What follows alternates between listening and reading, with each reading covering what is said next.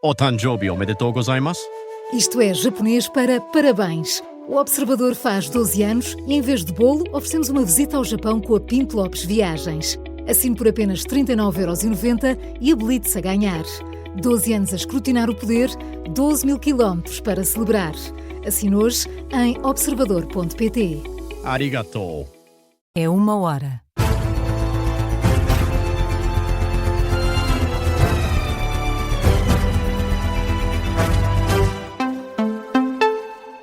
As notícias com Matilde Malva Sabino. Donald Trump admite que as negociações com o Irão estão no limite. O presidente norte-americano garante que os Estados Unidos estão prontos para retomar os ataques. Ainda assim, mantém-se otimista em relação a um acordo. Está mesmo no limite, acreditem. Se não obtivermos as respostas certas, tudo se passará muito depressa. Estamos prontos a avançar. Temos de conseguir as respostas certas. Teriam de ser respostas 100% corretas. E se o fizermos, poupamos muito tempo, energia e, sobretudo, vidas. Mais importante ainda, estamos a lidar com algumas pessoas. E, na verdade, devo dizer, estamos a lidar com pessoas muito boas. Estamos a lidar com pessoas que são, penso eu, muito mais razoáveis do que aquelas que já não estão connosco. E estamos bastante impressionados com isso. Esperamos por isso que se chegue a um acordo que seja ótimo para todos. Declarações de Donald Trump ao embarcar no Air Force One em Maryland, nos Estados Unidos. O Irão está a examinar a proposta de paz norte-americana, é o que afirma o ministro dos Negócios Estrangeiros iranianos, citado pela CBS. O responsável assegura que a presença do ministro paquistanês da Administração Interna no Irão serve para facilitar a troca de mensagens entre Teherão e Washington. Acrescenta que um dos pontos expostos por parte do Irão inclui o descongelamento dos ativos iranianos e o fim do bloqueio norte-americano aos portos do país, proposta que já tinha sido apresentada. Henrique Gouveia Melo diz que a Europa vai ter de intervir no Estreito de Hormuz para evitar um cenário pior. Em entrevista esta noite à CNN Portugal, o ex-chefe do Estado-Maior da Armada considera que não se pode abrir o precedente de deixar um país dominar uma passagem marítima. Não havendo uma solução negocial, o mundo ocidental vai ter que forçar a abertura daquele estreito. De facto, nós vamos ser obrigados, por mais que a gente não queira. Nós vamos ser arrastados, se este conflito se prolonga e se cria aquela situação, o mundo ocidental, a Europa, vai ser arrastada pelos Estados Unidos. E não é por causa do Sr. Trump. É para evitar um futuro pior do que nós agora podemos imaginar nesta fase ainda. Henrique Gouveia Melo acusa ainda os Estados Unidos de terem calculado mal os efeitos da guerra no Irão e de terem aberto uma caixa de Pandora que levou ao regime de Teherão a querer controlar o Estreito de Hormuz. Seguimos com os desenvolvimentos sobre o caso dos ativistas maltratados pelo governo israelita. Luís Montenegro defende uma suspensão parcial do acordo com Israel, uma decisão a tomar no âmbito da União Europeia, em reação ao vídeo colocado pelo ministro israelita da Segurança Nacional, Ben Gvir, que mostra os ativistas ajoelhados com as mãos amarradas depois de terem sido interceptados em águas internacionais. O primeiro-ministro português fala numa situação inaceitável. A situação é uma situação absolutamente inaceitável relativamente às discussões que temos no âmbito da União Europeia. Portugal já tem manifestado a sua disponibilidade para uma suspensão parcial do acordo com Israel e veremos nos próximos encontros se há alguma evolução nesse domínio. Declarações de Luís Montenegro captadas em Andorra pela RTP. Antes, também o ministro dos Negócios Estrangeiros, Paulo Rangel, classificou como intolerável e humilhante o comportamento do ministro israelita, além de ser uma violação da dignidade humana. O secretário de Estado das Comunidades garante que o governo português está a fazer o possível para trazer os cidadãos portugueses de volta a casa. Emílio Sousa explica os próximos passos. Estamos a tentar, mas neste momento só é permitido falar com eles os advogados da própria flotilha, e logo que seja possível, e nós estamos perfeitamente a acompanhar isso, iremos falar com eles e tentar trazê-los para Portugal. Emílio Sousa, secretário de Estado das Comunidades, num registro da RTP. Em Espanha, o primeiro-ministro pede que Bruxelas proíba a entrada de Ben-Gvir na União Europeia. É um dos líderes europeus a criticar de forma firme a ação israelita no tratamento destes ativistas da flotilha humanitária. Pedro Sánchez afirma que não devem ser tolerados maus tratos aos cidadãos. O ministro espanhol dos Negócios Estrangeiros vai mais longe e exige um pedido de desculpas público por parte de Israel. Insisto, ese tratamiento es monstruoso, es indigno, es inhumano. Exijo disculpas públicas a Israel.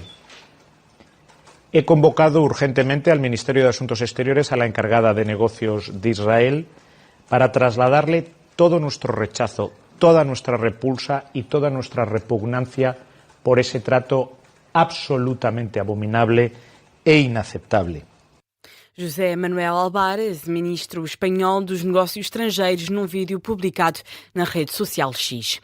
Ben-Gvir já foi alvo de críticas de vários países da Europa e fora da Europa, depois de Canadá, Países Baixos, França e Itália, também a Alemanha repudia o vídeo publicado. Fala num tratamento totalmente inaceitável e incompatível com os valores básicos dos países europeus. Os embaixadores israelitas estão a ser chamados para prestar explicações.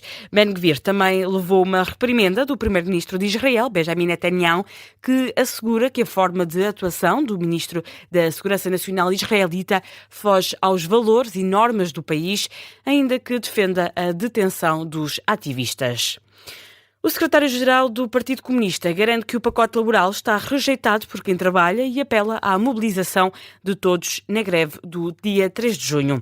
Paulo Raimundo falou esta noite de quarta-feira para centenas de pessoas na rua de Santa Catarina, no Porto, durante um desfile do PCP. Aos jornalistas explica que o governo não esperava tanta resistência e que ainda é possível uma queda do pacote laboral. O grande patronato e o governo pensavam que tinha uma passadeira vermelha. A greve geral de 11 de dezembro travou-lhes o passo. E, portanto, dando-lhes um abano muito grande. Não derrotou, mas rejeitou profundamente. Está rejeitado. O pacote laboral está rejeitado por quem trabalha, não há nenhuma dúvida sobre isso. E, portanto, agora a greve geral dia 3 de junho, para a qual estão convocados todos os trabalhadores, os que fizeram greve ao 12, ao 11 de dezembro, os que não fizeram, os sindicalizados, os não sindicalizados, os mais novos e os mais velhos, têm todas razões acrescidas para voltar à rua e para voltar à luta. O secretário-geral do Partido Comunista lembra que uma eventual aprovação da nova lei do trabalho não é um esforço único do governo, mas antes uma ação conjunta do PSD, CDS, IL e Chega. O Partido Socialista acusa o governo de utilizar a alteração ao regime da amamentação como uma tática negocial. Depois da polémica em torno da falhada negociação na concertação social, o governo regressa à proposta de novas regras para a licença de amamentação. O Executivo quer exigir atestado médico no primeiro pedido e uma nova declaração a cada 6 meses para comprovar que a mulher continua a amamentar. No explicador da tarde política, o deputado socialista Miguel Cabrita considera que se voltou à estaca zero. O governo mostra radicalismo e inflexibilidade, volta ao princípio a uma questão em que sabe que todos os partidos se pronunciaram contra e faz aqui uma espécie de simulacro de negociação, no sentido em que o governo no fundo está a fazer é radicalizar, voltar ao princípio para ter mais moedas de troca, para poder na Assembleia da República fingir uma negociação e fingir cedências. Por outro lado, a deputada social-democrata Carla Barros reitera que as alterações previstas têm como objetivo tornar o regime da amamentação mais claro e rigoroso. Durante este período de discussão pública destes 9 meses e na concertação social, não foi nenhum tema que os representantes dos trabalhadores tivessem levantado. Nunca houve nenhuma questão sobre isso. Mas não houve alguma abertura por parte da Ministra sobre este tema? Para rever? O tema esteve em cima da mesa, nunca foi questionado nem contrariado por parte dos representantes dos trabalhadores, portanto que estavam focados certamente noutros temas, e porque também reconhecem a necessidade que há de nós melhorarmos isto. A deputada Carla Barros, do PSD, ouvida no explicador, sublinha que não está em causa nenhum corte de direitos.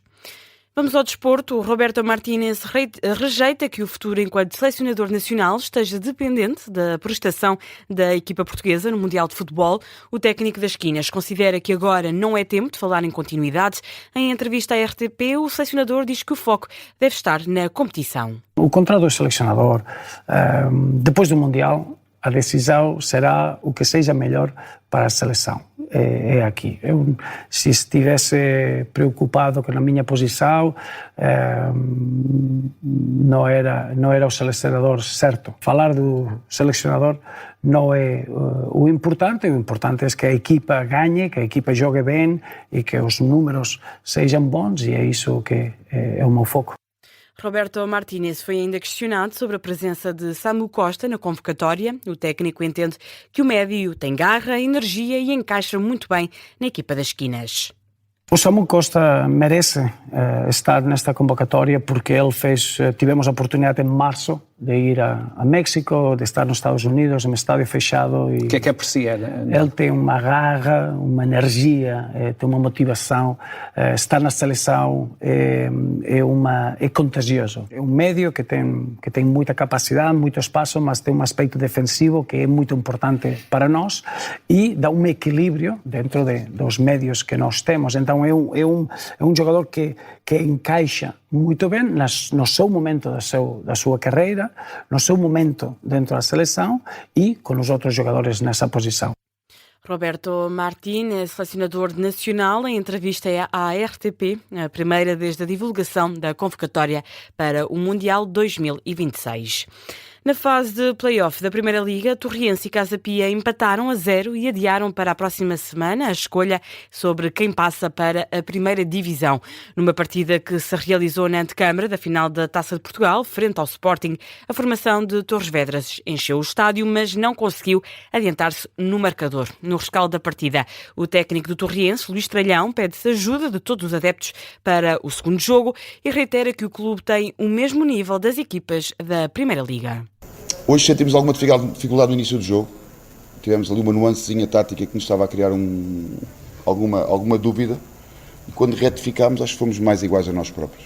Portanto, somos uma equipa que defende bem, mas também valoriza o momento com a bola. Acho que é patente para todos.